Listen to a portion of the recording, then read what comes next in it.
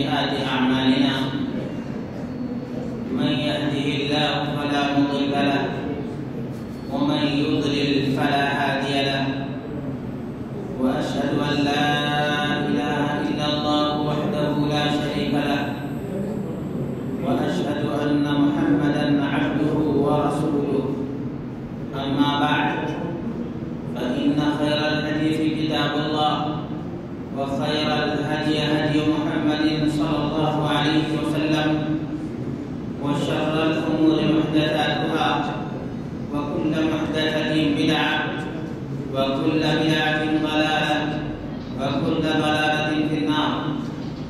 أعوذ بالله السميع العليم من الشيطان الرجيم. بسم الله الرحمن الرحيم. إن الله لا يغفر أن يشرك به ويغفر ما دون ذلك لمن يشاء. ہر قسم کی تعریف، توصیف، کبریائی اور عظمت اللہ احکم الحاکمین کے لیے ہے، جو تمام تر شرکاء کے شرک سے بالکل ہی پاک اور منزہ ہے. وہ اللہ الصمد ہے، وَلَمْ يَكُنْ لَهُ كُفُوًا أَحَدٌ ہے، اور درود و سلام کا نزول محمد رسول اللہ صلی اللہ علیہ وسلم کے ذات گرامی پر، جنہیں توحید کی عظمت کو بیان کرنے کے لیے رب کائنات نے مبعوث فرمایا، اور احمد مجتبی محمد مصطفیٰ صلی اللہ علیہ وسلم نے رسالت کا ادا کر دیا اور امانت کو اسی طرح سے ادا کیا جس طرح سے رب کائنات نے حکم دیا تھا.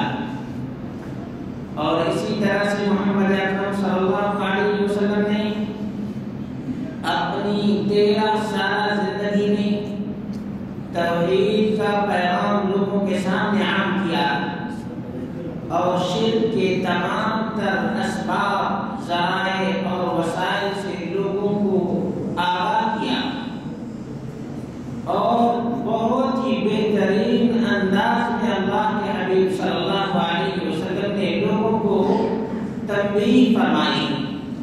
تھوڑا سا بھی موقع یا معمولی سبب بھی شرک کا تھا، اس سے بھی اللہ کے حبیب صلی اللہ علیہ وسلم نے لوگوں کو ٹوکا، آگاہ کیا. اسی لیے میں نے آج کے درس کے لیے جو عنوان منتخب کیا ہے اس کا عنوان ہے اسباب شرک.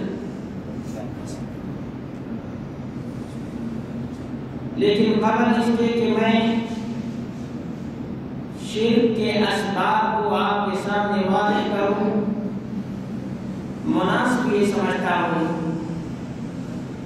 کہ شرک کی ڈیفینیشن اور شرک کی تعریف آپ کے سامنے واضح کر دی جائے، تاکہ آگے کی بات سمجھنے میں آپ کو، ہم کو، سب کو آسانی ہو. اللہ تبارک و تعالی ہمیں کما حق اور اس موضوع کو بیان کرنے کی توفیق عطا فرمائے. الشرک عربی زبان کا لفظ ہے. شرک عربی زبان کا لفظ ہے. قرآن کریم میں اللہ رب العالمین نے بارہا اس لفظ کا ذکر کیا ہے. محمد رسول اللہ صلی اللہ علیہ وسلم نے اپنی احادیث کے اندر اس کا ذکر مختلف انداز سے کیا ہے.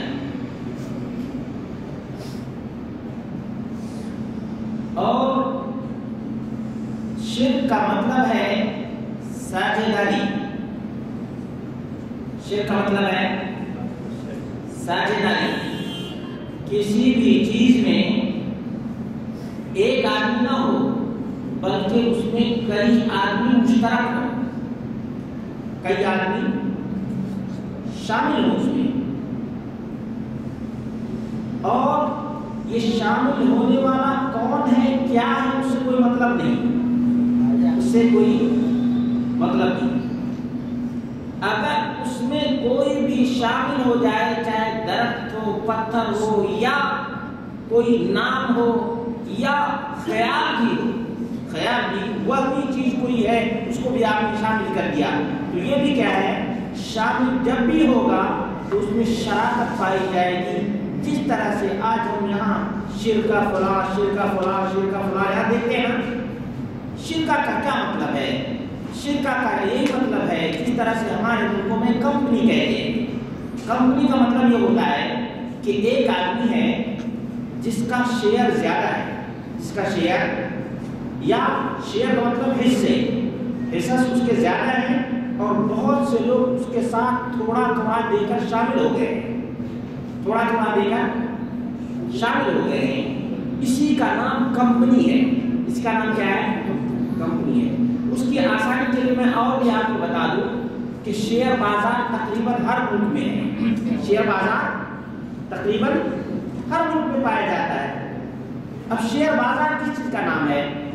شیئر بازار یہی ہے کہ ایک کمپنی ہے جس کے بہت سے کوپن ملتے ہیں، کوپن ملتے ہیں اور آدمی اس کو خرید لیتا ہے، وہ اس میں پارٹنر ہوتا ہے، اس میں شامل ہوتا ہے، اگرچہ اس کا 100 میں سے ایک ہی حصہ کیوں نہ ہو، 100 میں سے ایک ہی حصہ کیوں نہ ہو، وہ اس میں شامل ہوتا ہے، اس کا حق رکھتا ہے، جب چاہے وہ اپنے حصے کو بیچ سکتا ہے۔ اسی بیچنے اور خریدنے کا نام شیئر بازار ہے، اسی بیچنے اور خریدنے کا نام کیا ہے؟ شیئر بازار ہے۔ اسی طرح سے اللہ تبارک و تعالیٰ کے حقوق ہیں، اللہ تبارک و تعالیٰ کے کیا ہیں؟ حقوق ہیں۔ اگر اللہ رب العالمین کا حق کسی کو بھی دے دیا جائے تو یہ شرک کہلائے گا۔ یہ کیا کہلائے گا؟ شرک۔ اب حقوق بہت سے ہیں اللہ تبارک و تعالیٰ کے، جس طرح سے بندوں کے حقوق ہیں اسی طرح سے اللہ تبارک و تعالیٰ کا حق ہے۔ اللہ کے حبیب صلی اللہ علیہ وسلم نے فرمایا وَحَقُّ اللَّهِ عَلَى الْعِبَادِ أَن يَعْبُدُوهُ وَلَا يُشْرِكُوا بِهِ شَيْئًا، رواه البخاری۔ اللہ تبارک و تعالیٰ کا حق بندے پر یہ ہے کہ اللہ کے بندے اس کی عبادت کریں۔ معلوم کیا ہوا کہ عبادت اللہ کا حق ہے۔ عبادت کس کا حق ہے؟ اب آئیے، عبادت کی بہت سی قسمیں ہیں، عبادت کی بہت سی قسمیں ہیں۔ رکوع عبادت ہے، سجدہ عبادت ہے، قیام عبادت ہے، نظر عبادت ہے، دعا عبادت ہے، یہ سب کیا ہے؟ عبادت۔ جب آپ کو معلوم ہو گیا کہ عبادت اللہ کا حق ہے، اگر آپ نے اس کا معمولی حصہ اللہ کے حق کا معمولی حصہ بھی کسی بھی شجر کو دے دیا، حجر کو دے دیا، پتھر کو دے دیا، مردے کو دے دیا، تو آپ نے کیا کیا؟ اللہ رب العالمین کے حق میں کسی اور چیز کو شریک کر دیا۔ میں سمجھتا ہوں کہ یہ بات بالکل واضح اور کلیئر ہے، آپ لوگوں کی سمجھ میں یہ بات آ گئی ہوگی۔ اب آئیے، اب عبادت کی کئی قسمیں ہیں۔ عبادت کی قسموں میں سے ایک ہے مالی عبادت۔ کون سی عبادت ہے؟ مال، پیسے، روپے، یہ بھی کس کا حق ہے؟ اللہ تبارک و تعالیٰ کا۔ مالی عبادت کس کو بولتے ہیں؟ ایک ہے بدنی عبادت، جیسے یہ رکوع، سجدہ، یہ سب کیا کہلاتا ہے؟ بدنی عبادت ہے۔ اور ایک عبادت ہے وہ یعنی آپ کے عقیدہ اور آپ کے تصورات، یہ سب کے سب کا مرکز کون ہو؟ اللہ تبارک و تعالیٰ۔ اللہ تبارک و تعالیٰ ہی آپ کے تمام تر نفقات کا، خرچے کا، آپ کے قلبی عبادت کا مستحق کون ہے؟ اللہ تبارک و تعالیٰ۔ اب دیکھ لیجئے، جسمانی عبادت جس طرح سے رکوع، سجدہ آپ کسی اور کے لیے نہیں کر سکتے ہیں، اسی طرح سے ایک نیا پیسہ یا ایک حلالہ بھی کسی غیر اللہ کے نام پر آپ نے دے دیا تو گویا آپ نے اللہ تبارک و تعالیٰ کے حق میں شریک کیا۔ ہمارے ہاں عموماً یہ بات دیکھی جاتی ہے اور آپ میں سے اکثر لوگ جانتے ہیں، گلیوں میں آج خمیس کا دن ہے، خمیس کے دن بہت سی بولیاں لگانے والے آتے ہیں اور چند پیسے لے کر کے چلے جاتے ہیں، اور اس وقت ہماری مائیں اور بہنیں اس پر توجہ نہیں دیتی ہیں۔ مائیں اور بہنیں خاص طور سے توجہ نہیں دیتی ہیں۔ بچے کو دے دیا 1 روپیہ، آج پتہ نہیں 1 روپیہ چلتا ہے یا نہیں چلتا ہے، کہا لے جا کر کے دے دو، یا دیہاتوں میں یہ ہے اناج لے جا کر کے دے دیا، غلے کے سامان یہ سب۔ وہ بولتا کیا ہے؟ غوث کے نام پر دے دو، آواز لگاتا ہوا چلا جاتا ہے۔ خواجہ کے نام پر دے دو۔ اور میرا اپنا ذاتی تجربہ یہ ہے کہ 100 فقیروں میں سے، اس کو فقیر نہیں کہنا چاہیے، یہ انٹرنیشنل فقیر لوگ ہیں، یعنی عام جو مزدوری کرتا ہے وہ بھی ان کے اتنا پیسہ نہیں کما سکتا ہے۔ یہ بھی اسلام کے اوپر ایک کلنک کا ٹیکا ہے، کلنک کا ٹیکا ہے کہ ایک آدمی تندرست ہے، مستنڈا ہے اور وہ بھیک مانگتا ہے۔ اس کے کپڑے کبھی گیروے رنگ کے ہوتے ہیں، کبھی ہرے رنگ کے ہوتے ہیں۔ نبی اکرم صلی اللہ علیہ وسلم سے یہ طرح طرح کے یہ کپڑے یہ ثابت نہیں ہیں۔ یہ جو گیروے رنگ کا کپڑا ہے یا 2-4 کوئی چھلا پہن کر کے آتا ہے، کوئی کچھ پہن کر کے آتا ہے۔ عزیز دوستو اور ساتھیوں، سمجھانے کے لیے یہ بات سب آپ کے سامنے عرض کر رہا ہوں۔ آپ میں سے بہت سے لوگ ان چیزوں کو دیکھ چکے ہوں گے، اپنی آنکھوں سے دیکھ رہے ہوں گے۔ جو ہمارا ماحول ہے اللہ تبارک و تعالیٰ اس کی اصلاح فرمائے، اور ان اريد الا الاصلاح ما استطعت، میں یہی چاہتا ہوں کہ اس کی اصلاح ہو جائے۔ جو کام آپ غیر اللہ کے نام پر کر رہے ہیں، کبھی آپ نے خیال بھی کیا کہ آپ نے کتنا بڑا جرم عظیم کیا؟ آپ نے کبھی سوچا؟ آپ کے دروازے کے سامنے ایک آدمی آیا اور کہا کہ غوث کے نام پر دے دو، آپ کی بچی، آپ کا بچہ آیا، اس کو پیسے لے جا کے دے دیا۔ آپ سمجھتے ہیں کہ یہ 1 روپیہ نہیں، یہ آپ کا ایمان ہے جو چلا گیا۔ آپ موحد تھے، اللہ والے تھے، آپ اللہ کے نام پر دیتے تو یہی آپ کے ایمان میں اضافہ ہوتا اور آپ کے ایمان کی بلندی عرشوں تک پہنچتی۔ لیکن آپ نے ایک جملہ کہنے والے کے کہنے پر آپ نے 1 پیسہ خرچ کر دیا، 1 پیسہ خرچ کر دیا۔ 1 روپے کی بات بھی جانے دیجیے، 1 پیسہ سے بھی ایمان چلا جاتا ہے، ایمان چلا جاتا ہے۔ ہم اس پر غور کریں یا نہ کریں، ہم اس پر غور کریں یا نہ کریں، لیکن ہم مسلمان ہیں، ہمیں غور کرنا چاہیے، ہمیں غور کرنا چاہیے کہ ہم کس نام پر یہ پیسے خرچ کر رہے ہیں، کس نام پر یہ پیسہ ہم دے رہے ہیں۔ عزیز دوستو ساتھیو، اب تقریباً بات سمجھ میں آ گئی ہوگی کہ شرک کس کو کہتے ہیں۔ شرک کی جو شکل موجود ہے اس کے بارے میں آج میں ڈسکشن نہیں کرنا چاہتا۔ آج کا جو درس ہے وہ یہ ہے کہ یہ ایسا کیوں ہوا ہے، اس کا سبب کیا ہے، یعنی اس کے سبب کو جاننے کی کوشش کریں، انشاءاللہ مسئلے کا حل ہو جائے گا۔ آپ جانتے ہیں کہ بیماری کی تشخیص جب ہو جاتی ہے، پتہ چل جاتا ہے کہ فلاں کو یہ بیماری ہے، اس کا علاج دینا آسان ہوتا ہے، اس کا علاج دینا آسان ہوتا ہے۔ اسی لیے میں، اور حالانکہ اس موضوع پر بہت سی باتیں ہیں جن کو ذکر کرنا چاہیے، لیکن میں ذکر نہیں کر رہا ہوں، جان بوجھ کر نہیں کر رہا ہوں، اس لیے کہ میرا آج کا موضوع ہے اسباب الشرک۔ شرک کے اسباب کیا ہیں؟ اللہ تبارک و تعالیٰ سے دعا ہے اللہ رب العالمین مجھے توفیق عطا فرمائے کہ اس موضوع کو میں کما حق و بیان کر سکوں۔ آپ اور ہم اچھی طرح سے جانتے ہیں، قرآن پڑھنے والا، قرآن سمجھنے والا اور قرآن کی تلاوت بھی سننے والا اس بات کو بارہا اپنی زندگی میں سن چکا ہوگا۔ وہ کیا ہے؟ یا اہل الکتاب لا تغلوا فی دینکم۔ اصل خطاب اس آیت میں کرسچن سے ہے، کس سے ہے؟ نصارہ جس کو ہم بولتے ہیں، اس سے اللہ رب العالمین نے خطاب فرمایا ہے۔ اور بات اصل یہ ہے کہ حضرت عیسیٰ علیہ السلام جن کا مقام اور مرتبہ یقیناً بہت ہی اونچا ہے۔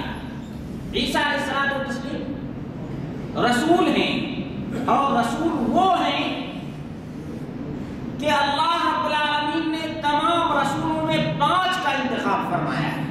کتنے کا؟ اور 5 میں سے حضرت عیسیٰ علیہ السلام کا بھی مقام ہے۔ عظیم ترین انبیاء،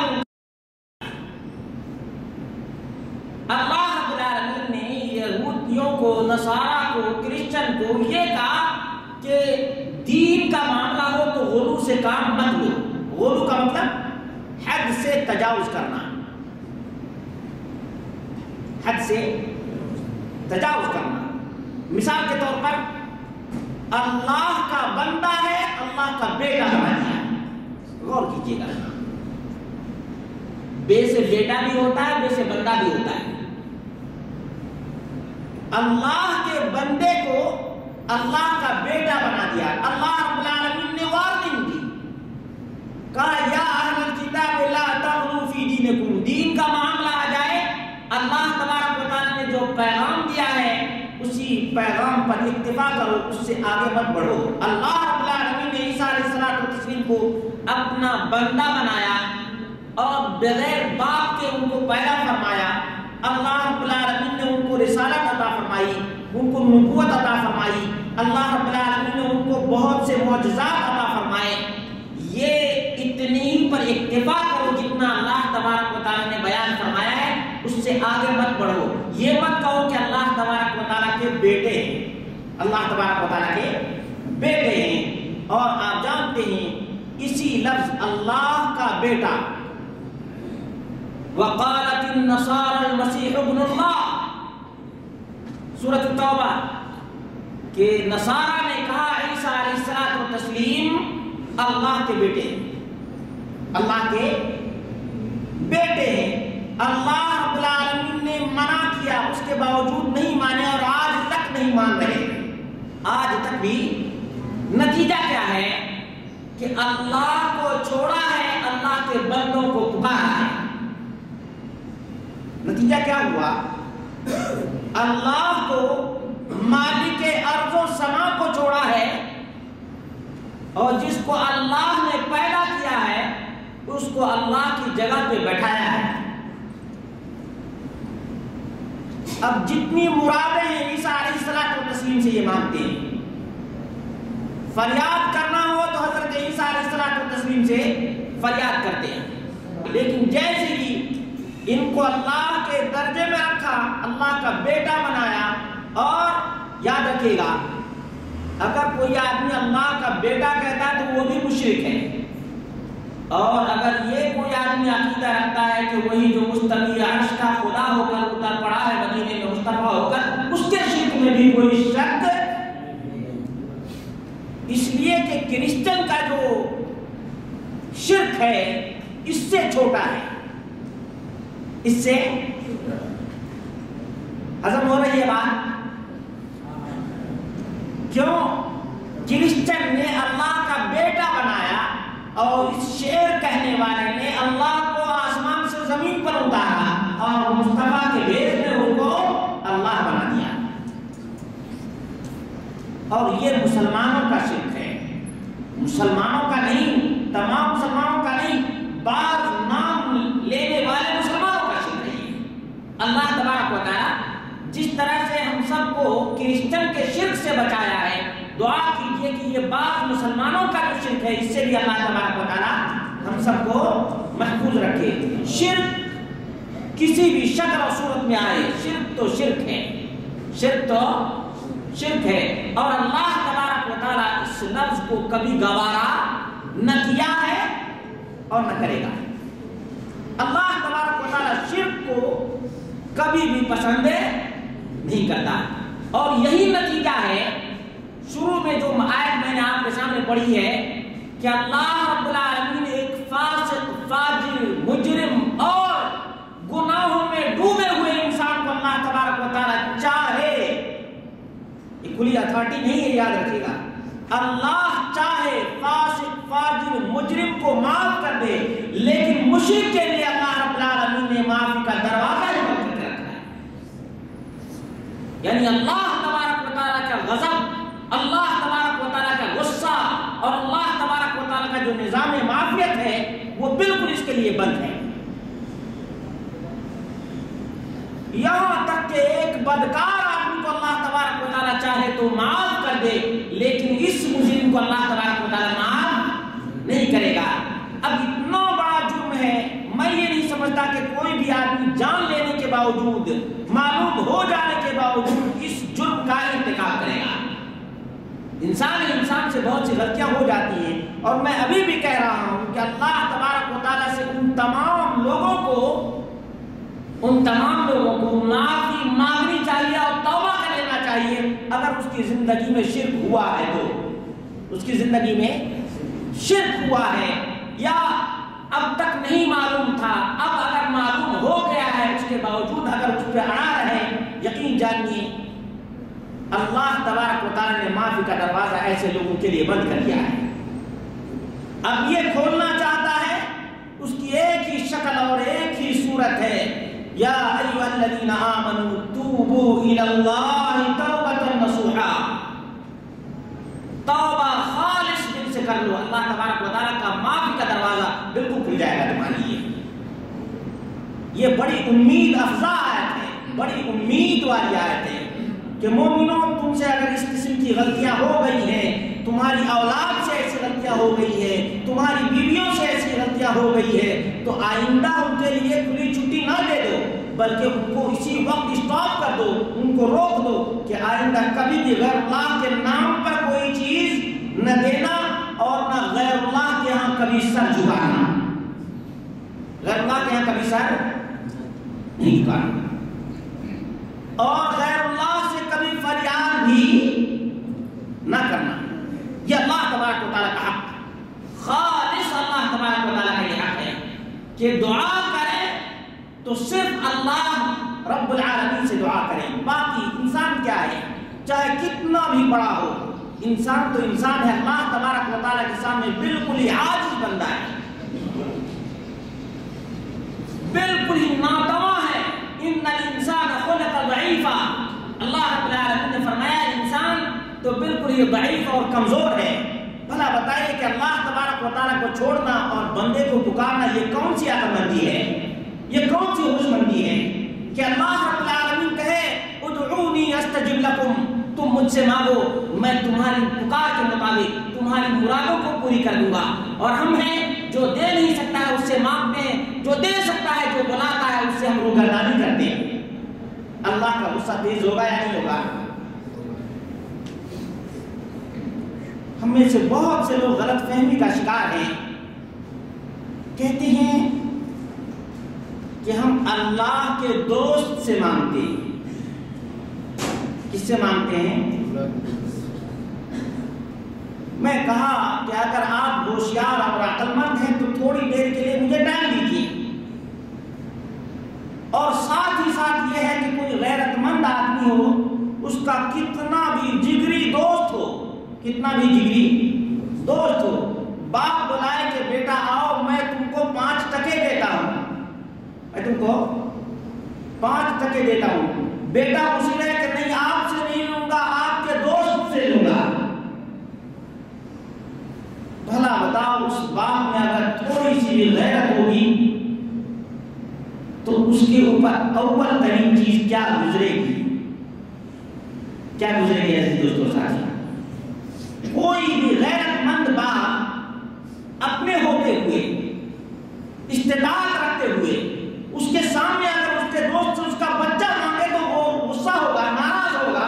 بھلا بتاؤ کہ وہ احکم الحاکمین کائنات کو دیتا ہے، کائنات کو دیتا ہے، پوری کائنات۔ اللہ کے حبیب صلی اللہ علیہ وسلم نے فرمایا انسان، جنات اور چرند پرند تمام مخلوقات اللہ رب العالمین سے ایک میدان میں جمع ہو کر مانگنا شروع کر دیں، اور اللہ تبارک و تعالیٰ سب کو دیتا چلا جائے، سب کو سب کی مراد کے مطابق دیتا چلا جائے۔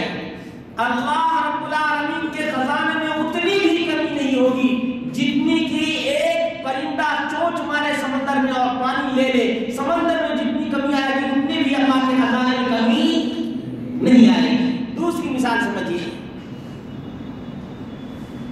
کہ سمندر میں کوئی بھی آدمی سوئی ڈالے، سوئی میں جتنا پانی لگ جاتا ہے سمندر کے پانی میں اس سے کوئی کمی واقع ہوگی؟ یقیناً سمندر میں اتنی بھی کمی واقع ہو سکتی ہے، رب کے خزانے میں اتنی بھی کمی واقع نہیں ہوتی ہے۔ رات دن اللہ تبارک و تعالیٰ دیتا چلا جاتا ہے۔ وَلِلَّهِ خَزَائِنُ السَّمَاوَاتِ وَالْأَرْضِ، اللہ کے خزانے کی کیا بات ہے، آسمان بھر کے خزانے، زمین بھر کے خزانے۔ اللہ اتنا بڑا داتا، ہم نے اللہ کے ٹائٹل کو، اللہ کے صفات کو، اللہ کے ناموں کو اللہ کے بندوں میں فٹ کیا ہے، یہی علو ہے۔ جو اللہ تبارک و تعالیٰ کا حق ہے، جو اللہ تبارک و تعالیٰ کا مقام ہے، جو اللہ تبارک و تعالیٰ کی صفت ہے، اور جو اللہ تبارک و تعالیٰ کا لقب ہے، وہ لقب ہم نے کس کو دیا ہے؟ بندے کو دیا ہے۔ یہ اللہ تبارک و تعالیٰ کے ناموں میں شرک ہے، اور اس کا سبب یہی ہے، ایاکم والغلو۔ محمد اکرم صلی اللہ علیہ وسلم نے فرمایا کہ لوگوں، میری امت کے لوگوں، غلو سے بچو، کسی کے حق میں زیادتی مت کرو، اس کے حق میں بڑھا چڑھا کر باتیں مت کرو۔ یہاں تک کہ اللہ کے حبیب صلی اللہ علیہ وسلم کے بارے میں بعض صحابہ نے کہا کہ انت سیدنا وانت کبیرنا، اس طرح سے الفاظ کہنے لگے، یعنی مدح سرائی کرنے لگے۔ اللہ کے حبیب صلی اللہ علیہ وسلم نے فرمایا لا تطرونی کما اطرت النصارى ابن مریم، لوگوں میری بڑھا چڑھا کر تعلیم مت کیا کرو، جس طرح سے کرسچن نے حضرت عیسیٰ علیہ السلام کو بڑھا چڑھا کر پیش کیا۔ انا عبد اللہ فقولوا عبد اللہ ورسولہ، تم یہ کہو کہ اللہ کا بندہ اور اس کا رسول، اللہ کا بندہ اور اس کا رسول، یہ ہے میرا مقام۔ یہی محمد رسول اللہ صلی اللہ علیہ وسلم نے اپنی امت کو آگاہ کیا۔ معلوم یہ ہوا کہ سب سے بڑا جو سبب ہے، پہلا جو سبب ہے شرک کا وہ غلو ہے۔ اس کے بعد کیا ہے؟ اب کسی کے بارے میں بہت بڑا چڑھا کر کسی نے پیش کیا، اس کے مر جانے کے بعد اب اس کے اوپر قبہ بناؤ۔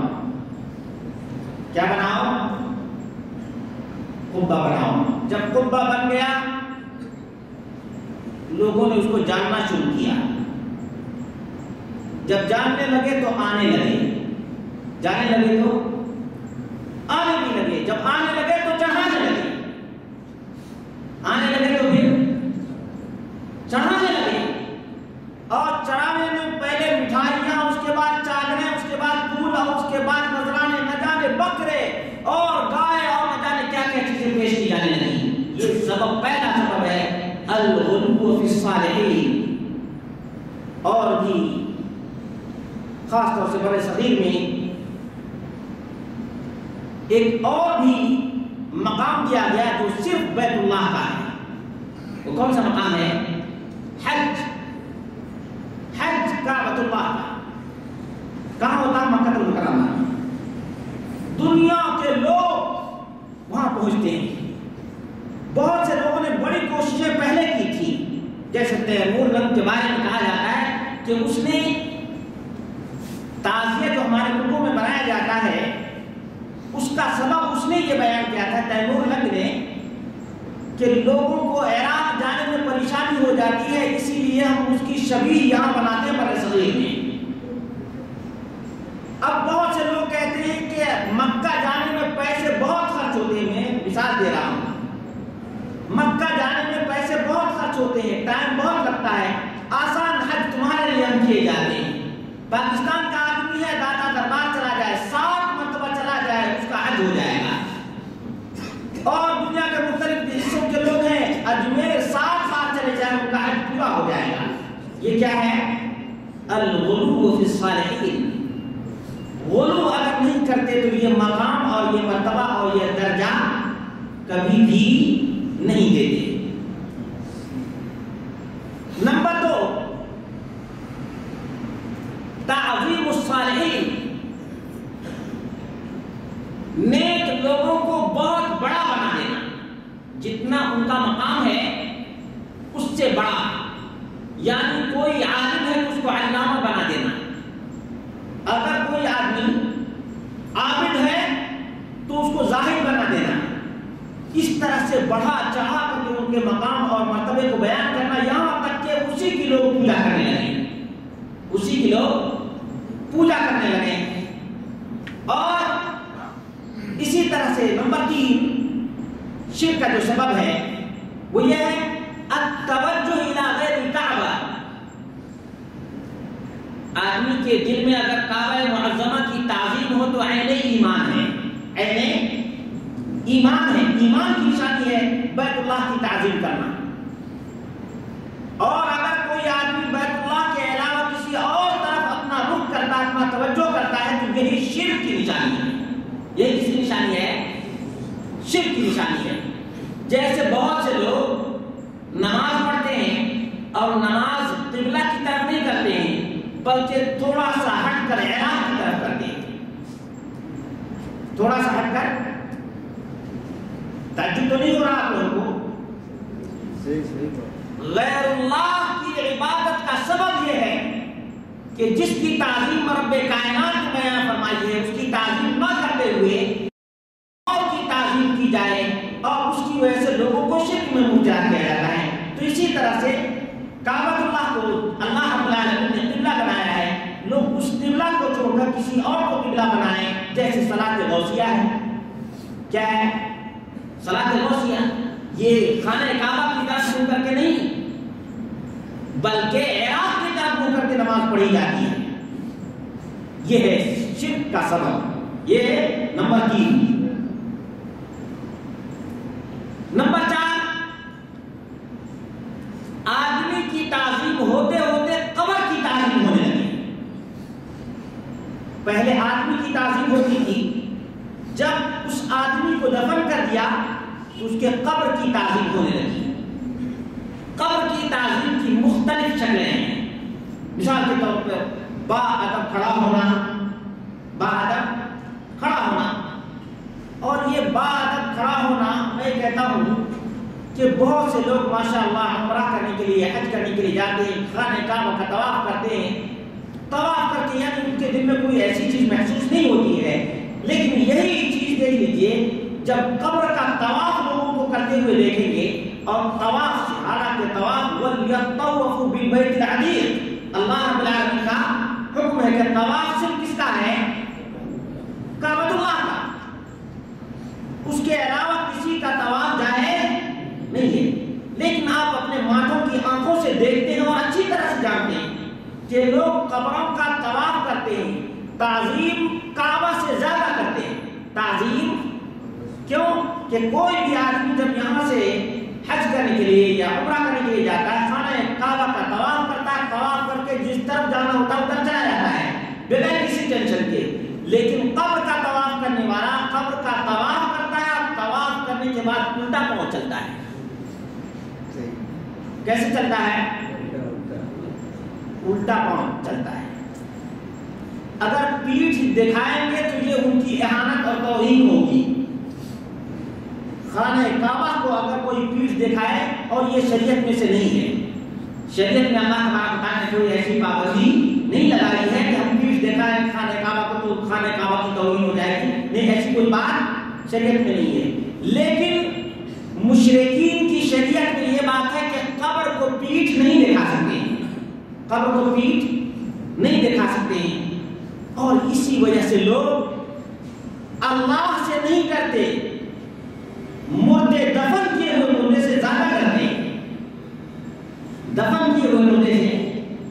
اور ہو سکتا ہے کہ ایک آدمی جس کی عمر زیادہ لمبی ہو، اس نے اپنے محلے اور اپنے علاقے کے قبر کو دیکھا ہوگا، اپنی آنکھوں سے دیکھا ہوگا، اور ہو سکتا ہے کہ اس نے اپنے ہاتھوں سے دفن کیا ہوگا۔ لیکن کیا ایسی مصیبت ہے کہ اگر آدمی کا عقیدہ خراب ہو جائے تو کسی بھی کنکر کو شنکر کہنے کے لیے تیار ہو جائے گا۔ عقیدہ میں چیز کیا ہے؟ عقیدہ۔ اسی لیے رسول اللہ صلی اللہ علیہ وسلم نے اولین ترین جو دعوت دی تھی وہ توحید کی دعوت دی تھی، عقیدے کی دعوت دی تھی، اور آخری لفظ جو ہے اور آخری کلمہ جو ہے مطلوب وہ بھی توحید ہی ہے، وہ بھی عقیدہ ہی ہے۔ اللہ کے حبیب صلی کوہ صفا پر چڑھ گئے، کہا یا ایھا الناس قولوا لا الہ الا اللہ تفلحوا. اعلانیہ دعوت ہے یہ پہلی اعلانیہ دعوت ہے. کوہ صفا سے، صفا مروہ جہاں آپ جاتے ہیں عمرہ کرنے کے لیے، صفا کی بلندی زیادہ تھی. اللہ کے رسول صلی اللہ علیہ وسلم نے اس پر کھڑے ہو کر کے لوگوں کو پہلے انتباہ دیا، لوگوں کی توجہ طلب کی. اس کے بعد اللہ کے رسول صلی اللہ علیہ وسلم نے کہا یا ایھا الناس قولوا لا الہ الا اللہ تفلحوا. اے لوگوں لا الہ الا اللہ کہو. یہ ننگی تلوار تھی جس کو کفار مکہ برداشت نہیں کر سکے. یہ کھلی تلوار تھی، میعاد سے باہر آ چکی ہے. اللہ کے حبیب صلی اللہ علیہ وسلم نے اس کی دعوت دی تھی، لیکن آہستہ آہستہ چپکے چھپ کر کے اللہ کے رسول صلی اللہ علیہ وسلم نے دی تھی. لیکن صفا پر چڑھنے کے بعد یہ تلوار میعاد سے باہر ہو چکی تھی. ان لوگوں نے دیکھا تو کہا اجعل الآلہۃ الہا واحدا ان ھذا لشیء عجاب. کیا اس نے تمام معبودوں کو چھوڑ کر ایک معبود کی طرف ہم کو بنایا ہے؟ یہ تو ہماری شریعت میں، ہمارے قانون میں اور اہل مکہ کے درمیان یہ عجیب ترین بات ہے. اور ابو لہب نے اسی وقت کہا تھا تبا لک لہذا جمعتنا، تمہارے لیے بربادی ہو، تم نے اسی لفظ کے لیے ہم کو جمع کیا تھا. نبی اکرم صلی اللہ علیہ وسلم نے فرمایا قولوا لا الہ الا اللہ تفلحوا. تم اس کلمے کو کہو گے اللہ تم کو کامیابی عطا فرمائے گا. دوسرے الفاظ مسند احمد کے تملک العرب والعجم، کہ تم عرب و عجم کے مالک بن جاؤ گے. یہ کلمہ تھا، یہی ایک کلمہ تھا جس نے ان کے درمیان ہلچل برپا کر دی تھی. اللہ کے حبیب صلی اللہ علیہ وسلم نے اسی کو آخری کلمہ قرار دیا. اللہ کے حبیب صلی اللہ علیہ وسلم کے بارے میں ام المؤمنین حضرت عائشہ رضی اللہ عنہا کہتی ہیں کہ اللہ کے رسول صلی اللہ علیہ وسلم جس بیماری سے جابر نہ ہو سکے، اللہ کے رسول صلی اللہ علیہ وسلم نے اسی بیماری میں آخری لمحے میں اللہ کے حبیب صلی اللہ علیہ وسلم کے زبان مبارک سے ملا تھا لا الہ الا اللہ ان للموت سکرات، کہ اللہ کے سوا کوئی معبود حقیقی نہیں ہے، موت کی ساتھیاں ہیں. محمد رسول اللہ صلی اللہ علیہ وسلم نے جس دعوت کو پہلے کہا تھا، اسی دعوت کو اللہ کے حبیب صلی اللہ علیہ وسلم نے آخری لمحے میں، آخری وقت میں اور دنیا سے فراق کے وقت میں اللہ کے حبیب صلی اللہ علیہ وسلم نے یہی توحید کا کلمہ پڑھا. اور یہی نہیں بلکہ محمد اکرم صلی اللہ علیہ وسلم نے فرمایا من کان آخر کلامہ من الدنیا لا الہ الا اللہ دخل الجنہ. جس آدمی کا آخری کلمہ لا الہ الا اللہ ہو وہ جنتی آدمی ہے. یہ توحید کی برکت ہے، یہ عقیدت کی اہمیت ہے عزیز دوستو ساتھیو. تو یہ ہے تعظیم القبور، اور یہ سب سے بڑا اس زمانے کا فتنہ ہے. آپ میں سے کوئی بھی نہیں جانتا اگر یہ قبریں بڑی بڑی اونچی نہ ہوتی. ہم میں سے کوئی بتا سکتا ہے اگر اونچے اونچے منارے نہ ہوتے تو حجویری کو کوئی جان سکتا تھا، اجمیری کو کوئی جان سکتا تھا، گلبرگے والے کو کوئی جان سکتا تھا، اور ماہی والے درگاہ کو کوئی جان سکتا تھا؟ بتاؤ یہ زمین جس پر ہم چل رہے ہیں ہو سکتا ہے کسی دن کسی کی خبر رہی ہو. قیامت کا دن ہوگا، ایک ایک جگہ سے 60 بلکہ 70 لاکھیں نکلیں گی. جس زمین پر آج ہم چل رہے ہیں کسی زمانے میں یہاں کسی کی قبر نہیں ہوگی. اسی لیے قیامت کے دن ایک ایک جگہ سے 70 لاکھیں نکلیں گی. نبی اکرم صلی اللہ علیہ وسلم نے صاف طور سے منع فرمایا، بلکہ جو آدمی قبر کے اوپر عمارت تعمیر کرتا ہے، پختہ بناتا ہے، حبیب کبریا صلی اللہ علیہ وسلم نے لعنت بھیجی ہے. اور جتنے لوگ اس میں پیسے لگائے ہیں، بہت سے لوگ یہاں سے جاتے ہیں اور بڑے شان سے کہتے ہیں کہ میں اس قبر کو پختہ بنا دیتا ہوں، میں ریال کما کر کے آیا ہوں، میں اس قبر کو پختہ بنا دیتا ہوں. یہ پیسہ، یہ ریال تمہارے لیے جہنم کا ٹکٹ ہے. یاد رکھو، جہنم خریدنے کے لیے یہ کام کر رہے ہو. جتنے لوگ اس شرک میں مبتلا ہوں گے، اس قبر کی تعظیم کرتے ہوئے استغاثہ، استمداد، التجا اور فریاد کریں گے، تمام کا وبال تمہارے اوپر آئے گا، تمہارے اوپر آئے گا. اس لیے اپنے ایمان کو درست کر لو، اللہ تبارک و تعالیٰ نے تمہاری کمائی میں برکت دی ہے، پیسے اللہ تبارک و تعالیٰ نے دیا ہے، مسجدیں بناؤ، مسجدوں کو آباد کرو۔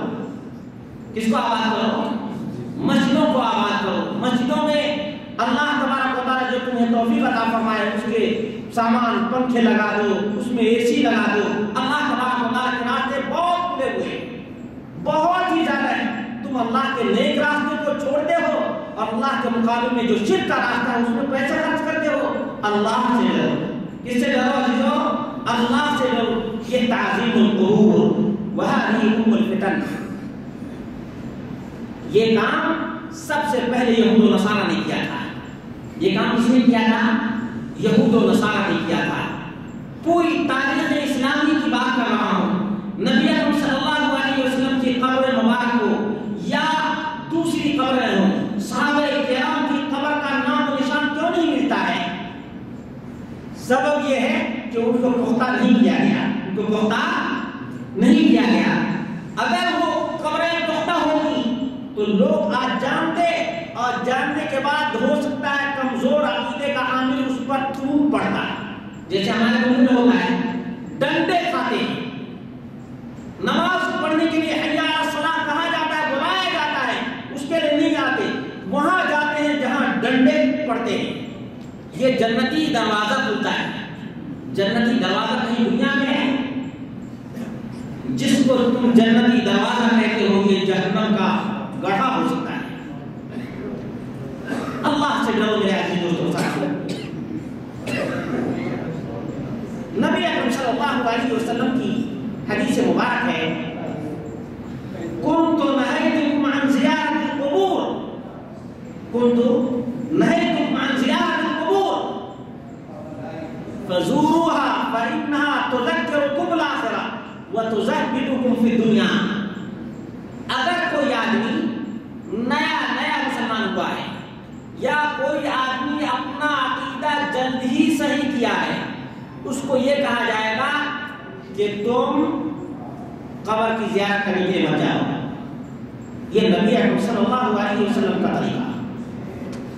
جتنے نئے مسلمان تھے اللہ کے حبیب صلی اللہ علیہ وسلم نے ان تمام کو قبر کی زیارت تک سے منع کر دیا تھا، زیارت سے بھی منع کر دیا تھا۔ کیوں؟ اس لیے کہ وہ لوگ ابھی مسلمان ہوئے ہیں، اگر جانے لگے تو ہو سکتا ہے پہلی یاد تازہ ہو جائے، پہلی یاد تازہ ہو جائے۔ جیسے مثال کے طور پر اگر کوئی آدمی پہلے سے سگریٹ بیڑی پیتا ہو، اس کا طریقہ کیا ہے کہ ایسے لوگوں سے ہٹا دیا جائے، ایسے لوگوں سے اس کو ہٹا دیا جائے تاکہ اس کو یاد نہ آئے، کوئی دوست نہ بولے کہ بھائی تھوڑا سا ایک کش لے لو، اس کا طریقہ ہے۔ اسی طرح سے نبی اکرم صلی اللہ علیہ وسلم نے شرک سے بچانے کے لیے مسلمانوں کو کہا کہ اب قبر کی زیارت نہیں مت کرو۔ ایک زمانہ آیا نبی اکرم صلی اللہ علیہ وسلم نے فرمایا کہ فزوروها، اب تم زیارت کرو، اس لیے کہ اب تمہارا ایمان بالکل ہی پتھر سے بھی زیادہ سخت ہو گیا ہے، تم مر مٹنے کے لیے تیار ہو لیکن سر غیر اللہ کے سامنے جھکانے کے لیے تیار۔ یہ ہے ایمان، اور یہ ہے نبی اکرم صلی اللہ علیہ وسلم کا اسلوب، اور یہ ہے آپ صلی اللہ علیہ وسلم کا منہج۔ تو زیارت اسی ڈھنگ سے کرنا چاہیے، ان کے فائدے کے لیے، نہ کہ اپنے فائدے کے لیے۔ آج جو لوگ قبروں کی زیارت کرنے کے لیے جاتے ہیں مجھے افسوس ہوتا ہے، باپ کو مرے ہوئے ابھی 10 دن بھی نہیں ہوئے ہیں، یہ کہاں جا رہا ہے؟ پاکستان کا ہے تو دادا دربار جا رہا ہے۔ کافی مشقت ہے، کافی مشقت ہے، لیکن اپنے گاؤں میں، اپنے پڑوس میں جو مقبرہ ہے اس میں اس کے باپ کی قبر ہے، کبھی اپنے باپ کی قبر کو زیارت نہیں کرتا ہے، حالانکہ اس کے باپ کا اس کے اوپر بڑا حق ہے، بڑا حق ہے۔ یہ ظلم اپنے باپ کے اوپر بھی کرتا ہے، ظلم اللہ تبارک و تعالیٰ کے ساتھ بھی کرتا ہے۔ کیوں؟ وہاں جاتا ہے تو دادا بابا سے دہائیاں مانگتا ہے، مرادیں مانگتا ہے، جو صرف اللہ تبارک و تعالیٰ کا حق ہے۔ اور اللہ رب العالمین نے فرمایا ان الشرک لظلم عظیم، شرک تو کائنات کا سب سے بڑا ظلم ہے، سب سے بڑا انیائے ہے، سب سے بڑا پاپ ہے۔ عزیز دوستو ساتھیو، تو زیارت کا مقصد یہی ہے، تو زہدکم فی الدنیا، دنیا میں رہو گے تو ایسے رہو گے کہ دنیا باقی رہنے والی نہیں ہے، اور اپنا ایمان تازہ کرو گے، آخرت کو تازہ کرو گے، اور جو آدمی اپنی موت کو یاد کرے گا وہ کبھی بھی دنیا میں بالکل ہی مبتلا اور ملوث نہیں ہوگا۔ تو یہ ہے اصل زیارت کا مقصد۔ اگر یہ دو مقصد فوت ہو گئے، یقین جانیے آدمی شرک کے دلدل میں تھوڑا تھوڑا پھنستا چلا جائے گا، یہاں کے قبر کا مجاور بن جائے گا اور قبر کا پجاری بن جائے گا۔ یہاں سے بھی جائے گا تو ڈائریکٹ وہیں پہنچے گا، ڈائریکٹ وہیں پہنچے گا۔ اگر وہاں سے یہ تمنا کر کے مراد مانگ کر آیا ہوا ہے کہ اگر اچھا کفیل مل گیا اور اچھی کمائی ہو گئی تو دوبارہ بڑی چادر مکے سے، کہاں سے؟ مکے سے تو نہیں، مدینہ شریف سے لے کر جاؤں گا۔ کہاں سے؟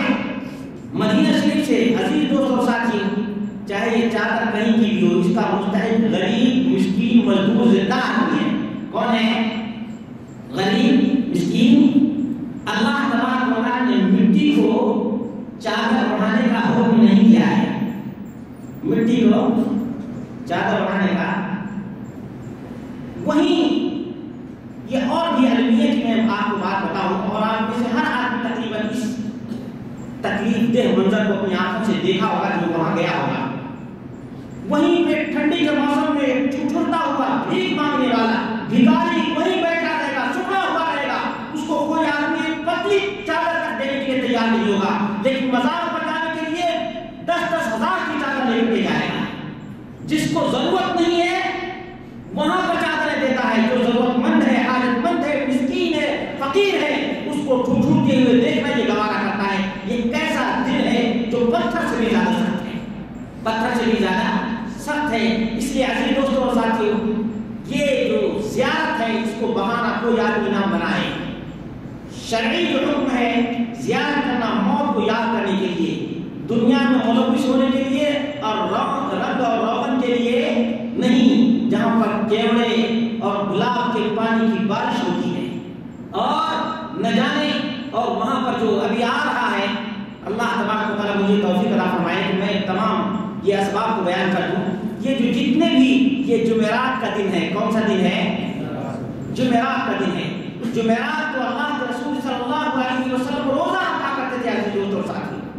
اللہ کے حبیب صلی اللہ علیہ وسلم نے خمیس کی بڑی فضیلت عطا فرمائی ہے، فرمایا کہ میں اللہ تبارک و تعالیٰ سے امید رکھتا ہوں کہ میرے اعمال جب اٹھائے جائیں گے تو میں روزے کی حالت میں ہوں گا۔ کس حالت میں؟ روزے۔ اعمال اٹھائے جاتے ہیں خمیس کے دن، جس دن اعمال اٹھائے جاتے ہیں اس دن لوگ شرک میں مبتلا ہوتے ہیں۔ محمد رسول اللہ صلی اللہ علیہ وسلم اس دن روزے کی حالت میں رہا کرتے تھے۔ جس دن اللہ کے رسول صلی اللہ علیہ وسلم رہا کرتے تھے اس دن لوگ کھچڑے پکا کے کھلایا کرتے ہیں۔ بھلا بتاؤ کہ یہ کس کی شریعت ہے؟ یہ شریعت مصطفی ہے یا کسی اور کی شریعت ہے؟ واللہ رونا آتا ہے اگر کوئی آدمی صرف یہ موازنہ کر لے کہ یہ محمد رسول اللہ صلی اللہ علیہ وسلم کا طریقہ ہے اور یہ محمد رسول اللہ کے مخالفین کا طریقہ ہے، پتہ چل جائے گا کہ دودھ کیا ہے پانی کیا ہے۔ اور ایک مومن آدمی جس کے دل میں ذرہ برابر بھی محمد مصطفیٰ صلی اللہ علیہ وسلم کی شریعت کی اور آپ کے دین کی محبت ہوگی، وہ رونے کی بجائے کوئی راستہ نہیں اختیار کر سکتا ہے کہ جس توحید کے لیے محمد اکرم صلی اللہ علیہ وسلم نے پوری زندگی گوا دی، جس کے لیے اللہ کے رسول صلی اللہ علیہ وسلم کے دندان مبارک توڑے گئے، جس کے لیے اللہ کے رسول صلی اللہ علیہ وسلم کے سر پہ خنجر مارا گیا ہے، اسی توحید کو مٹانے کے لیے مسلمان تیار ہے۔ مسلمان کوئی اور اگر یہ کام کرے یقین جانو مسلمان اس کے لیے لڑنے کے لیے تیار ہو جائیں گے، لیکن نام نہاد مسلمان نبی اکرم صلی اللہ علیہ وسلم کے دین کی دھجیاں اڑا رہے ہیں۔ اس پر افسوس ہے، اللہ تبارک و تعالیٰ لوگوں کو ہدایت عطا فرمائے۔ عزیز دوستوں ساتھیوں، اسی طرح سے جو 7واں سبب ہے وہ یہ ہے کہ سال میں ایک مرتبہ پورے دنیا کو جمع کرنا، اس کو عید کہیں یا عرس کہیں، کیا کہیں؟ عرس، عرس، عرس، اس کے معنی ہوتا ہے شادی بیاہ، شادی بیاہ۔ یہاں پر عروس دلہن کو بولتے ہیں، عریس دلہا کو بلایا جاتا ہے، عریس دلہا کو بلایا جاتا ہے۔ اللہ کے حبیب صلی اللہ علیہ وسلم نے فرمایا لا تجعلوا قبری عیدا، اے میری امت کے لوگوں، میرے صحابیوں، میری قبر کو عید مت بناؤ، یعنی کوئی ایسا دن متعین نہ کرو جس دن تمام کے تمام لوگ میری قبر کے پاس آئیں۔ یہ سورہ ابو داؤد کی روایت ہے. اور یہاں تو حالت یہ ہے کہ عید ہی نہیں، عید سے بڑھ کر عرس بھی ہے، عرس بھی ہے. عرس کے معنی شادی. اتنا ہی اگر شوق ہے کہ شادی کرے تو زندے بہت سے لوگ پڑے ہوئے ہیں، لڑکیاں بھی ہیں اور لڑکے بھی ہیں. ان کی شادی اگر کوئی کر دے تو اللہ تبارک و تعالیٰ اسے اجر سے محروم نہیں کرے گا. لیکن مردے کی شادی کرنے میں نہ کوئی اجر ہے اور نہ کوئی ثواب ہے. بھلا بتاؤ کون سا راستہ اختیار کرو گے؟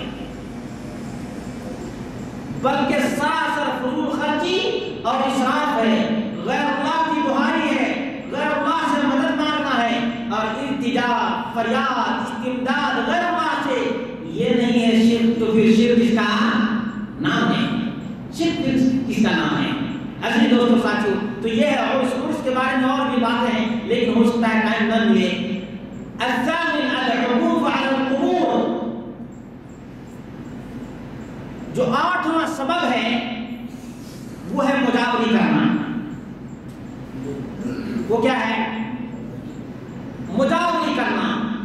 اگر کوئی قبر بالکل ہی متروک ہو جائے، چھوڑ دی جائے، کوئی بھی وہاں پر بیٹھا نہ رہے، دیکھیے دوسرے سال یا تیسرے سال کوئی وہاں پر جھانکنے کے لیے بھی نہیں آئے گا. یہ ہے مجاوری سب سے بڑا سبب کہ لوگ اس کو جانتے ہیں اور وہاں پر تعجب آپ کو ہوگا. میں نے ایک کتاب پڑھی، مجھے معلوم ہوا کہ بے نظیر بھٹو کے قبر پر بھی عرس لگتا ہے، لگنا شروع ہو گیا ہے. اور ذوالفقار علی بھٹو کے قبر پر بھی مجاور بیٹھنے لگے.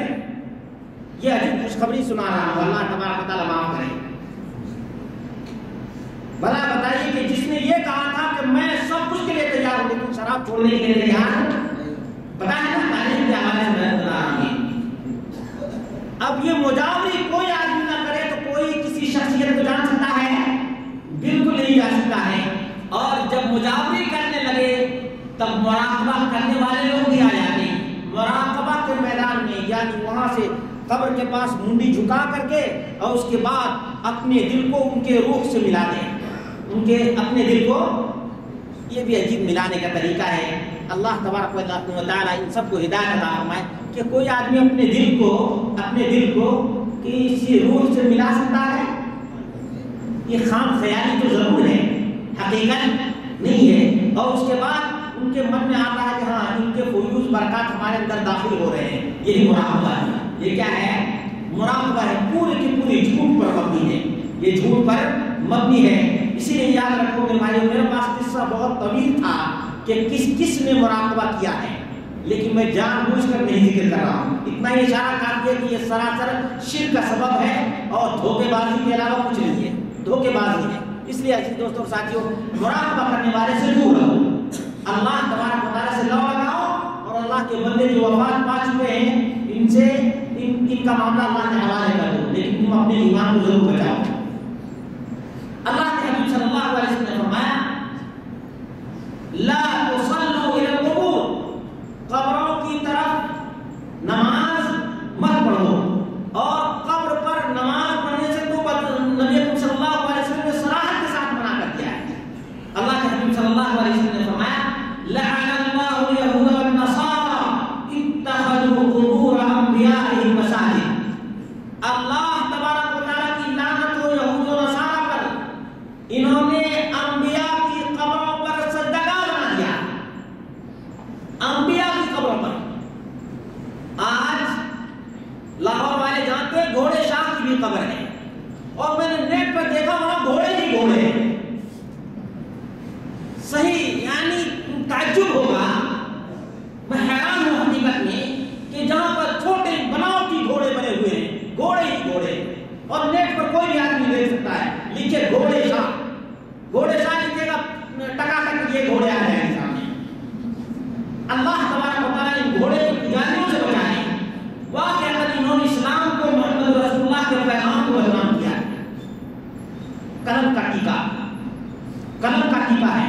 اس میں ایک عورت بولتی ہے کہ ان کے وسیلے سے لوگ دعائیں مانگتے ہیں، ان کی دعائیں قبول ہوتی ہیں. اب گھوڑے کی وسیلے سے بھی دعا قبول ہوتی ہے اور بناوٹی گھوڑے سے تو بھلا بتائیے کہ زندگی کیا بات ہے. زندگی کیا بات ہے. نبی اکرم صلی اللہ علیہ وسلم نے اس سبب سے بھی کہ نہ آدمی اس کی طرف منہ کر کے نماز پڑھے گا اور نہ اس کی تعظیم اس کے دل کے اندر پیدا ہوگی. اسی طرح سے قبر کے پاس دعا کرنا، قبر کے پاس جس کے دل میں کھوٹ نہ ہو کبھی بھی قبر کے پاس جا کر کے دعا نہیں مانگے گا. کہے گا بھائی اللہ تبارک و تعالیٰ نے ہم کو حکم دیا ہے کہ قبلہ کی طرف. کہاں؟ نبی اکرم صلی اللہ علیہ وسلم حتی الامکان کوشش کرتے کہ جب بھی دعا کریں تو قبلے کی طرف منہ کر کے. کہاں؟ قبلے کی طرف منہ کر کے. تو یہ لوگ قبر کے پاس اور واللہ دیکھنے کی صورت ہوتی ہے. مسجد میں کبھی آپ ان کو روتے ہوئے نہیں دیکھیں گے لیکن قبر کے پاس ہو روتے رہتے ہیں اور رو کر کے مانگتے رہتے ہیں. بتا کہ خدا سے تجھ کو نا امیدی اور بندوں سے امیدیں. بھلا بتاؤ کہ یہ کافی نہیں تو اور کیا ہے؟ اللہ کو اللہ کے سامنے بالکل ہی حالانکہ آپ جانتے ہیں اللہ کے حبیب صلی اللہ علیہ وسلم نے فرمایا اللہ تبارک و تعالیٰ اس آنکھ کو جہنم پہ بالکل ہی حرام کر دے گا جس آنکھ سے آنسو خدا کے خوف سے بہے.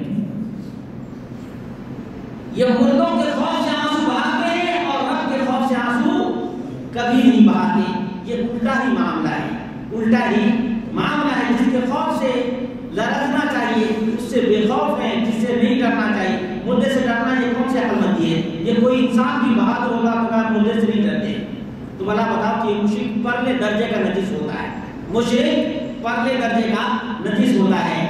اسی طرح سے اللہ کے رسول صلی اللہ علیہ وسلم نے بنا القبور قبر کے اوپر کوئی بھی پختہ اینٹ سے بھی نبی صلی اللہ علیہ وسلم نے منع کیا ہے. اب پختہ اینٹ کے بجائے پختہ عمارت بنائی جاتی ہے. تینکے سے نبی صلی اللہ علیہ وسلم نے منع کیا ہے، پہاڑ جمع کر دیا ہے. کیا جمع کر دیا ہے؟ اب دیکھیے کتنی بڑی بلڈنگیں ہیں اور کتنی بجلی کے کنکمے لگے ہوئے ہیں. ابھی آ رہا ہے نمبر 13 نمبر یہ ہے البناء والسروج علی القبور. قبروں پہ چراغاں کرنا یہ قدیم رواج چلا آ رہا ہے. مجھے یاد آتا ہے کسی شاعر نے کہا تھا اور بہت ہی مارکے کا شعر ہے. کہا تھا گھر پیر کا روشن ہے بجلی کے چراغوں سے، گھر پیر کا روشن ہے بجلی کے چراغوں سے، بیچارے مریدوں کو میسر نہیں مٹی کا دیا. کتنی جچتی ہوئی بات کسی نے کہی تھی کہ جو چڑھانے کے لیے جاتے ہیں بیچارے بالکل ہی فقر و فاقہ میں مبتلا ہیں، لیکن جہاں جاتے ہیں وہ تو بہت ہی عالیشان ہے، بہت ہی، اور لوگوں کو بجلی مہیا نہیں لیکن مزاروں کے لیے اسپیشل بجلی کا انتظام ہوتا ہے، بجلی کا انتظام ہوتا ہے. لیکن میں یہ کہتا ہوں کہ جس کی قبر میں اندھیرا ہو تمہاری ٹیوب لائٹیں ان کو روشنی فراہم نہیں کر سکتی. تمہارے اعمال ہیں، تمہارے عقیدے ہیں کہ تم کو روشنی عطا کریں گے. یہ اوپر کی بجلی یہاں مان لیجیے کہ دروازے بند کر لیجیے، اوپر بجلی کے کنکمے ہزار نہیں کروڑ لگا دیں، یہاں اندھیرا رہے گا کہ نہیں رہے گا؟ تو بلا بناؤ 9 من مٹی کے نیچے جو آدمی ہے اس کے اوپر کتنی بھی روشنی تم کر دو اس کے اندھیرے کو تم دور کر سکتے ہو. عقل مند و اشارہ کافی ہے. بات زیادہ طویل نہیں کرنا چاہتا اور یہ اسباب میں آپ کے سامنے تقریباً یہ 30 اسباب ہیں جن کی وجہ سے لوگ شرک میں مبتلا ہیں. اللہ تبارک و تعالیٰ آسان کرے اور میں آپ کے سامنے میں اس چیز کو رکھوں. التبرک بالشجرہ، لوگ درخت سے اعتقاد رکھتے ہیں. اس کی مثال پرانے زمانے کی بات بتاتا ہوں، تقریباً 2500 سال پہلے کی بات بتا رہا ہوں. 2500 سال پہلے گوتم بدھ کے بارے میں جانتے ہیں؟ گوتم بدھ ایک پیپل کے درخت کے نیچے بیٹھ گیا. کہاں بیٹھ گیا؟ گیا تو کوئی آدمی ہے؟ گیا ہی تو یہ بیٹھا تھا. کہاں؟ گیا میں. اب گھر بار چھوڑ کر کے وہاں بیٹھ گیا. وہاں سے اس کو سمجھ میں آیا کہ دنیا فانی ہے، کچھ بھی نہیں ہے، اس لیے بالکل ہی اکیلا تنہا درخت کے پاس بیٹھ گیا. اب لوگوں کے ذہن میں بات آئی کہ ہاں اس درخت سے گیان آتا ہے. کیا آتا ہے؟ گیان، علم ملتا ہے. اب اس درخت کی پوجا ہونے لگی، اس درخت کی پوجا ہونے لگی. تو یہ ہے تبرک بالشجر. یہ درخت سے تبرک حاصل. اس درخت کی کیا قیمت ہے؟ ابھی پانی نہ ملے سوکھ جائے گا. اس کی اپنی کوئی طاقت اور قوت ہے؟ جو اپنے پاؤں پہ کھڑا نہیں ہو سکتا وہ کیا کھڑا کر سکتا ہے؟ کر سکتا ہے؟ کبھی بھی نہیں. نبی اکرم صلی اللہ علیہ وسلم کے زمانے کی مثال دیتا ہوں. نبی اکرم صلی اللہ علیہ وسلم مکہ جا رہے تھے اور مکہ جاتے ہوئے اللہ کے رسول صلی اللہ علیہ وسلم نے ایک جگہ پڑا ڈالا اور حضرت عثمان بن عفان رضی اللہ عنہ کو بھیجا کہ مکہ جاؤ، مکہ والوں کو بول دو کہ ہم مدینے سے آئے ہیں عمرہ کرنے کے لیے۔ کیا کرنے کے لیے؟ عمرہ کرنے کے لیے۔ ہمارا مقصد لڑائی جھگڑا اور انتقام لینا نہیں ہے۔ چنانچہ نبی کریم صلی اللہ علیہ وسلم بیٹھے رہے اور حضرت عثمان بن عفان رضی اللہ عنہ کے آنے میں تاخیر ہو گئی۔ نبی کریم صلی اللہ علیہ وسلم نے کہا کہ ہو سکتا ہے کوئی ناگہانی واقعہ پیش آ گیا ہوگا یا حضرت عثمان کو قتل کر دیا گیا ہوگا۔ اس کا علم کس کے پاس ہے؟ علم صرف اللہ کے پاس ہے۔ اپنے عقیدے کی اصلاح کا وزن درست ہوتا ہے۔ نبی اکرم صلی اللہ علیہ وسلم چند میلوں کے فاصلے پر ہیں اور پتہ نہیں ہے کہ عثمان قتل کر دیے گئے ہیں یا زندہ ہیں، قتل کر دیے گئے ہیں یا زندہ ہیں۔ نبی اکرم صلی اللہ علیہ وسلم نے تاخیر کی وجہ سے تمام جو صحابہ عمرہ کرنے کے لیے نبی اکرم صلی اللہ علیہ وسلم کے ساتھ آئے ہوئے تھے کہا درخت کے نیچے بیٹھو اور سب کے سب اس بات پر بیعت کرو کہ حضرت عثمان کے خون کا ایک ایک قطرہ اس کا انتقام لینا ہے، ایک ایک قطرے کا بدلہ لینا ہے۔ اگر کفار مکہ نے حضرت عثمان کو قتل کیا ہے تو حضرت عثمان کے قتل کا بدلہ جب تک نہیں لیں گے تب تک سکون کی زندگی نہ گزاریں گے۔ جس درخت کے نیچے نبی اکرم صلی اللہ علیہ وسلم نے یہ بیعت کی تھی اس کا ذکر قرآن میں آیا ہے۔ لقد رضي الله عن المؤمنين إذ يبايعونك تحت الشجرة۔ اللہ ان تمام سے راضی ہو گیا جو درخت کے نیچے بیعت کر رہے تھے۔ اب اس درخت کی کیا کہانی ہے؟ حضرت عمر رضی اللہ عنہ کے زمانے میں لوگ اس درخت کے پاس جانے لگے اور کہنے لگے کہ یہ وہ درخت ہے جس کے نیچے محمد رسول اللہ صلی اللہ علیہ وسلم نے اپنے صحابہ سے بیعت کیا تھا، یہ بڑا ہی تعظیم کے لائق درخت ہے۔ عمر بن خطاب رضی اللہ عنہ نے کہا کہ گمراہی کی یہی راہ ہے۔ لوگوں نے تو تعظیم سمجھا لیکن حضرت عمر بن خطاب رضی اللہ عنہ نے کہا کہ یہی گمراہی کا راستہ ہے۔ چنانچہ دور اندیشی دیکھ لیجیے آپ، عمر بن خطاب رضی اللہ عنہ نے جن کو پایا ان کو منع کیا۔ دوسرے سال وہی لوگ جو پہلے تعظیم کیا کرتے تھے انہوں نے دیکھا کہ ڈھونڈتے رہے، اور عجیب بات ہے لا حول ولا قوت الا باللہ کہ جو لوگ کسی چیز کے رسیا ہو جاتے ہیں اسی کو تلاش کرتے ہیں۔ مسجدیں چھوڑ کر مزاروں کو مدینے میں تلاش کرتے ہیں، مسجدیں چھوڑ کر مسجدیں نظر نہیں آتی، مزار تلاش کرتے ہیں، یہاں کہاں کہاں کس مزار ہے۔ لا حول ولا قوت الا باللہ۔ انما المشرکون نجس، ناپاک ہے، کتا بھی ناپاک ہوتا ہے، کتنا بھی اس کو آپ کھلا دیجیے، کتنا بھی آپ اس کو کھلا دیجیے، کتنا بھی بہترین آئٹم اس کے لیے آج کی دکانوں میں آئٹم ملتے ہیں نا، کھلا دیجیے، لیکن پاخانہ ملے تو ضرور کھائے گا، یا اور نہیں ملے گا تو ڈھونڈتا ضرور رہے گا، ملے یا نہ ملے۔ یعنی یہ طبیعت کی بات ہے۔ یہ کس کی بات ہے؟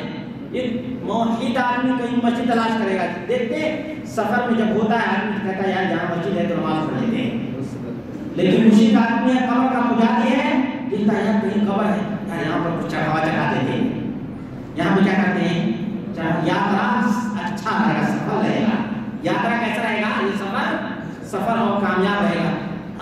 اتبعک بالشجرہ، حضرت عمر بن خطاب رضی اللہ عنہ نے اپنے کارندوں کو حکم دیا، کہا کہ ایسا صاف کرو کہ نام و نشان مٹا دو، نام و نشان مٹوا دیا۔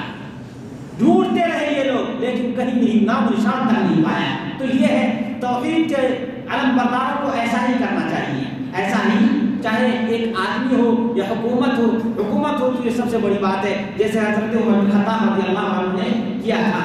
اسی کوئی بھی درخت ہو اس کی تعظیم نہیں کرنی چاہیے، کوئی ریحان ہی کا درخت کیوں نہ ہو۔ ہمارے یہاں ریحان تلسی کا درخت جانتے ہیں، اس کی پوجا بھی اسی طرح سے ہوتی ہے، اس میں بڑی خوشبو ہے، ارے خوشبو دینے والے کی تعظیم کرو، اس درخت کی کیا تم تعظیم کر رہے ہو۔ اسی طرح سے بہت سی یعنی کوئی آدمی جاتا ہے قبر پہ، التبرک بالقبور، قبروں پہ ہاتھ رکھنا کس سے تبرک حاصل ہوتا ہے۔ کوئی آدمی ہے جو اپنے گلے کو لگاتا ہے، کس کو لگاتا ہے، یہ گال جو ہے اسی میں ٹچ کرتا ہے، ارے یہ گال جس کو تم اس میں ٹچ کر رہے ہو یہ تم کو جہنم میں لے جانے والا ہے، جہنم میں لے جانے والا ہے۔ یہ اینٹ کھپت کچی سے بنے ہوئے پتھر کو تم چوم رہے ہو اور چاٹ رہے ہو، بھلا بتاؤ کہ نبی اکرم صلی اللہ علیہ وسلم نے اس کے چومنے اور چاٹنے کا حکم دیا ہے؟ یہ ہے شرک کا سبب، یہ ہے شرک کا سبب عزیز دوستوں ساتھیوں۔ اسی طرح سے کہتے ہیں یہ نمبر 25 الشرک والتوسل بالقبر المعظم، جس کی قبر کی بہت تعظیم ہوتی ہے، جس کی بہت تعظیم ہوتی ہے، اس کے وسیلے سے، حالانکہ وسیلہ اللہ تبارک و تعالیٰ کے ناموں کا ہے، وَلِلَّهِ الْأَسْمَاءُ الْحُسْنَى فَادْعُوهُ بِهَا، اللہ تبارک و تعالیٰ کے بہت سے اچھے نام ہیں، اللہ کے ناموں کے وسیلے سے مانگو۔ کس سے مانگو؟ اللہ کے نام کے وسیلہ۔ اس کی مثال دیتا ہوں، بہت سے لوگ نہیں سمجھ پاتے ہیں۔ اللہ تبارک و تعالیٰ غفار ہے، غفور ہے، آپ اور ہم گناہگار ہیں، ہم اللہ رب العالمین سے کہتے ہیں اللہ رب العالمین تو بڑا غفار ہے، تو بڑا معاف کرنے والا ہے، ہمیں معاف کر دے۔ تو اللہ تبارک و تعالیٰ کے نام کا وسیلہ ہے یہ۔ کس کا وسیلہ؟ اللہ تبارک و تعالیٰ کے نام کا وسیلہ ہے۔ اسی طرح سے نبی اکرم صلی اللہ علیہ وسلم دعا کیا کرتے تھے، اللہم لا مانع لما اعطیت ولا معطی لما منعت، کہ اللہ رب العالمین تیری طاقت اور قوت اور قدرت تو ایسی ہے کہ جس کو تو دے دے کوئی روکنے والا نہیں، اور جس کو تو نہ دے اس کو کوئی دینے والا نہیں ہے۔ تو اللہ رب العالمین ہماری جھولی کو بھر دے۔ اسی طرح سے رزق مانگنے کی بات آئی تو اللہ رب العالمین سے دعا کرے وَأَنْتَ خَيْرُ الرَّازِقِينَ، اللہ تو سب سے بہترین رزق دینے والا ہے، تو ہمیں رزق عطا فرما۔ یہ اللہ تبارک و تعالیٰ کے ناموں کا وسیلہ ہے۔ اسی طرح سے یعنی جو وسیلے نبی اکرم صلی اللہ علیہ وسلم سے ثابت ہے وہ تو وسیلے پکڑے، لیکن قبر کو وسیلہ نہ بنائیں۔ اسی طرح سے جو 27واں سبب ہے وہ یہ ہے کہ جب کوئی قبر اونچی رہے گی تبھی لوگ جانیں گے اور پہچانیں گے۔ قبر جب اونچی ہوگی تبھی لوگ جانیں گے اور پہچانیں گے، لیکن یہی جب قبر بالکل ہی معدوم ہوگی، نام و نشان نہیں رہے گا، تو لوگ اس کو نہ جانیں گے نہ پہچانیں گے اور نہ اسے مانگیں گے، نہ اسے مانگیں گے۔ اسی لیے اللہ کے رسول صلی اللہ علیہ وسلم نے حضرت علی رضی اللہ عنہ کو بھیجا اور کہا کہ علی تم جاؤ اور تلاش کرو، جتنی بھی اونچی قبریں ملیں گی تمام کو تم زمین کے برابر کر دینا، زمین کے برابر کر دینا، اور کسی قبر کو اونچی نہ رہنے دینا۔ حضرت علی کا زمانہ آیا، یہ 5 سال کی مدت ہے۔ خلیفہ کتنے سال تک رہے حضرت علی؟ 5 سال تک۔ حضرت علی رضی اللہ عنہ نے وہی کارنامہ انجام دیا جو محمد رسول اللہ صلی اللہ علیہ وسلم نے انجام دیا تھا۔ فرمایا الا ابعثك على ما بعثني رسول الله صلی اللہ علیہ وسلم الا تدع تمثالا الا طمسته ولا قبرا مشرفا الا سويته، رواہ مسلم۔ کہ میرے کارندے، کیا میں تم کو اس کام پر نہ بھیجوں جس کام پر محمد رسول اللہ صلی اللہ علیہ وسلم نے مجھ کو بھیجا تھا؟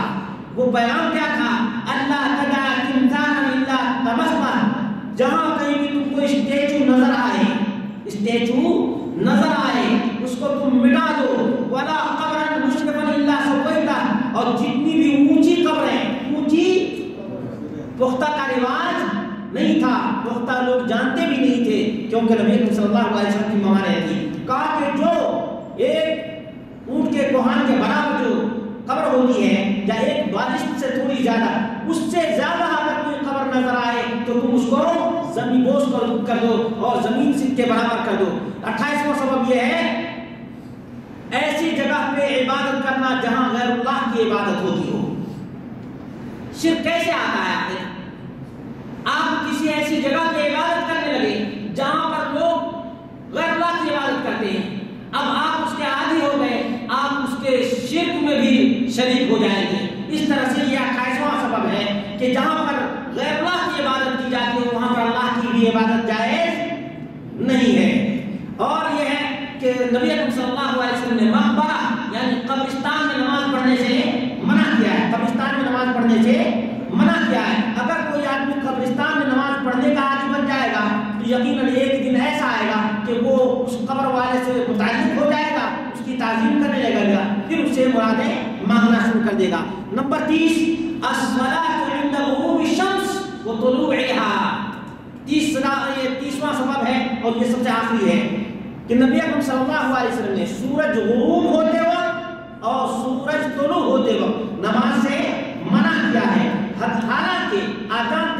اگر کوئی مومن آدمی ہے تو اس کے وہم میں، اس کے خیال میں، اس کے تصور میں بھی یہ بات نہیں آ سکتی ہے کہ ہم سورج کی پوجا کر رہے ہیں، جس سے کفار مشرکین جو سورج کی پوجا کرنے والے ہیں اس کی طرح سے ہم نہیں ہے. لیکن نبی اکرم صلی اللہ علیہ وسلم نے اس سے بھی منع کیا ہے، اس سے بھی منع کیا ہے کہ ذرا برابر کسی کے ذہن میں سورج کی تعظیم نہ آنے پائے، یا کم از کم جو مشرکین ہیں یا سورج کی پوجا کرنے والے وہ تو سمجھیں گے کہ ہم کو تو یہ منع کرتا ہے، لیکن سورج کے نکلتے وقت یہ خود بھی نماز پڑھتا ہے. اس لیے ایسے دوستوں ساتھیوں، جہاں پر کفار کی مشرکین کی مشابہت پائی جاتی ہو وہاں پر مومن کو موحد کو نہیں جانا چاہیے، اور اگر ایسی جگہ بھی اتفاق سے چلا بھی جائے تو عبادت نہیں کرنی چاہیے.